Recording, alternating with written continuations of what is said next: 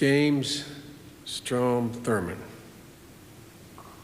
Fritz, he was one complex guy.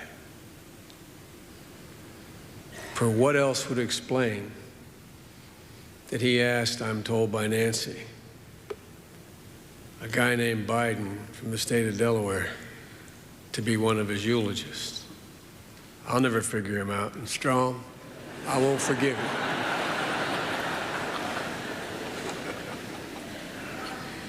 Lindsay, I always thought I was in control, but I knew down deep I wasn't. And I think this is his last laugh. For what else could explain a Northeast liberal's presence here as the only outsider speaking today, with the possible exception of Vice President Cheney?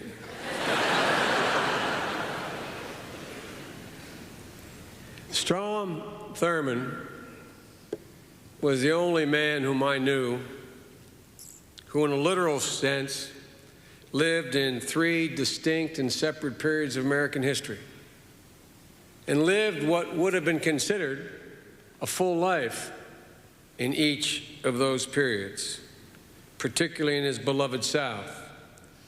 Born into an era of essentially unchallenged and unexamined mores of the South, reaching his full maturity in an era of fully challenged and critically examined bankrupt mores of his beloved South, and living out his final 3 decades in a South that had formally rejected its past on race. At each of these stages, in my observation, and I was only with him the last 3 decades, Strom represented exactly where he came from. There's an old hymn that includes these lyrics. Once to every man and nation comes the moment to decide. In the strife of truth with falsehood, for the good or evil side. Then it is the brave man chooses, while the coward stands aside. No one ever doubted Strom Thurmond's physical courage. You've heard much written about it.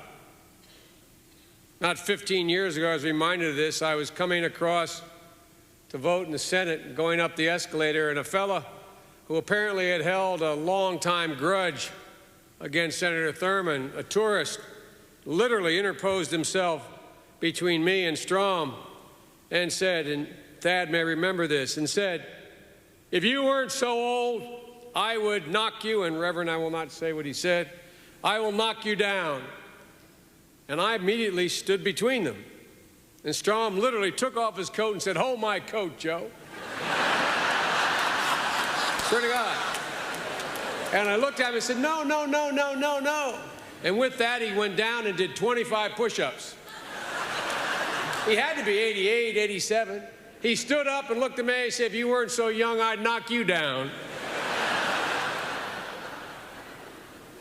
Strom Thurmond was also a brave man who, in the end, made his choice and moved to the good side. I disagreed deeply with Strom on the issue of civil rights and on many other issues, but I watched him change. We became good friends. I'm not sure exactly why or how it happened, Nancy, but you know we did. And Fritz could never figure it out, either could I. Fritz is my very closest friend in the Senate. But I do know that friendship and death are great equalizers, where our differences become irrelevant, and the only thing that is left is what's in our heart. I went to the Senate emboldened, angered, and outraged at age 29 about the treatment of African Americans in this country, about everything that, for a period in his life, Strom had represented. But then I met the man. Our differences were profound, but I came to understand that, as Archibald MacLeish wrote, it is not in the world of ideas that life is lived, life is lived for better or worse in life. Strom and I shared a life in the Senate for over 30 years. We shared a good life there, and it made a difference. I grew to know him. I looked into his heart, and I saw a man, the whole man. I tried to understand him. I learned from him, and I watched him change, oh so subtly. Like all of us, Strom was a product of his time, but he understood people. He cared for them. He truly wanted to help. He knew how to read people, how to move them, how to get things done. Never forget, we went down to see President Reagan. He and I had the Thurmond-Biden crime bill. And we sat in a room with President Reagan and with Ed Meese, Jim Baker, and William Friend Smith, the Attorney General. And Strom started to try to convince the president to sign on to our bill. And he turned to me, he said, "Joe, explain it to him." So I did my little bit, and it looked like the president was coming along, and I swear the Lord in the Lord's house is a true story. And with that, as Ed Meese, Mr. Vice President, thought the president might be convinced, Ed Meese stood up and said, "Mr. President, time to go. Time to go." And with that, the president very dutifully looked, not dutifully, but very respectfully looked over and said, "Well, Strom," we were sitting next to him either side, "I have to go." And he had his hands on the table. The president went to get up like this, and Strom grabbed his arm and pulled him back down his seat. I never saw anybody do that to a president. And the president, true story, the president looked very sternly at Strom.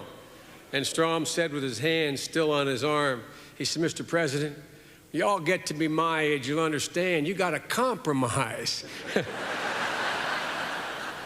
And the president then was about 85 years old.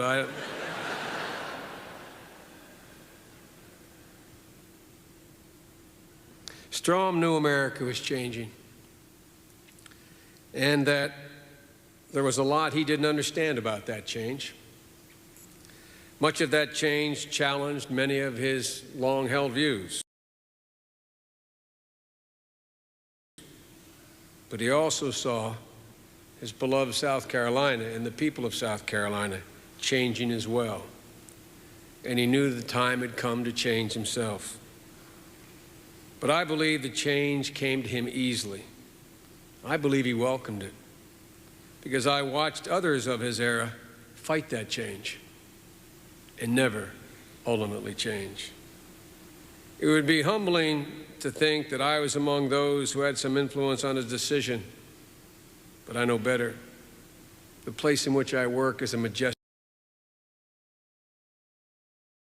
place. If you're there long enough, it has an impact on you.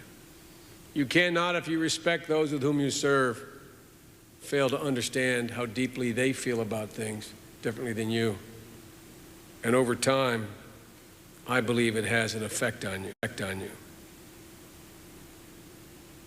This is a man who in 1947, the New York Times ran a lead editorial saying, "Strom Thurmond, Hope of the South," and talked about how he had set up reading programs, get better books for separate but equal schools. This is a man who was opposed to the poll tax. This is a man who I watched vote for the extension of the Voting Rights Act. This is a man who I watched vote for the Martin Luther King holiday. And it's really easy to say today that that was pure political expediency. But I choose to believe otherwise. I choose to believe that Strom Thurmond was doing what few do once they pass the age of 50. He was continuing to grow, continuing to change. His offices were next door to mine in the Russell Building, or more appropriately, mine were next to his. And over the years, I remember seeing a lot change, including the number of African Americans on his staff and African Americans who sought his help. For the man who will see, time heals, time changes, and time leads him to truth. But only a special man like Strom would have the courage to accept it, the grace to acknowledge it, and the humility in the face of lasting enmity and mistrust to pursue it until the end. There's a personal lesson that comes from a page in American political history that is yet unwritten, but nevertheless it resonates in my heart. I mentioned it on the floor of the Senate the other day. It's a lesson of redemption that I think applies today, and I think Strom, as he listens, will appreciate it. When I first arrived in the Senate in 1972, I met with John Stennis, another old Southern senator who became my friend. We sat at the other end of this gigantic grand mahogany table he used as his desk that had been the desk of Richard Russell's. It was a table upon which the Southern Manifesto was signed, I am told. The year was 1972. Senator Stennis patted the leather chair next to him when I walked in to pay my respects as a new young senator, which was the order of the day. And he said, sit down here, son. And those who served with him know he always talked like this. And he looked at me and he said, son, what made you run for the Senate?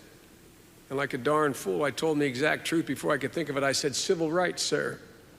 And as soon as I did, I could feel the beads of perspiration pop out of my head and get that funny feeling. He looked at me and said, good, good, good. And that was the end of the conversation. Well, 18 years later, after us having shared a hospital suite for 3 months at Walter Reed, and after him having tried to help me in another pursuit I had, we had become friends. I saw him sitting behind that same table 18 years later, only this time in a wheelchair. His leg had been amputated because of cancer, and I was going to look at offices because in my seniority, his office was available as he was leaving. I went in and sat down, and he looked at me as if it were yesterday, and he said, sit down, Joe, sit down, and tapped that chair. And he said something that startled me. He said, remember the first time you came to see me, Joe? And I shook my head. I didn't remember. And he leaned forward and he recited the story. I said to him, I was a pretty smart young fellow, wasn't I, Mr. Chairman? He said, Joe, I wanted to tell you something then that I'm going to tell you now. Y'all going to take my office, aren't you? And I said, yes, sir, Mr. Chairman. And he ran his hand back and forth across that mahogany table in a loving way. And he said, you see this table, Joe? This is the God's truth. He said, you see this table? And I said, yes, sir, Mr. Chairman. He said, this table is the flagship of the Confederacy from 1954 to 1968. He said, we sat here, most of us from the Deep South, the old Confederacy, and we planned the demise of the Civil Rights Movement. And he looked at me and said, and now it's time. It's time that this table go from the possession of a man against civil rights to a man who is for civil rights. And I was stunned. And he said, one more thing, Joe. He said, the civil rights movement did more to free the white man than the black man. I looked at him, and I didn't know what he meant. And he said, in only John Stennis fashion, he said, it freed my soul. It freed my soul. Strom Thurmond's soul is free today.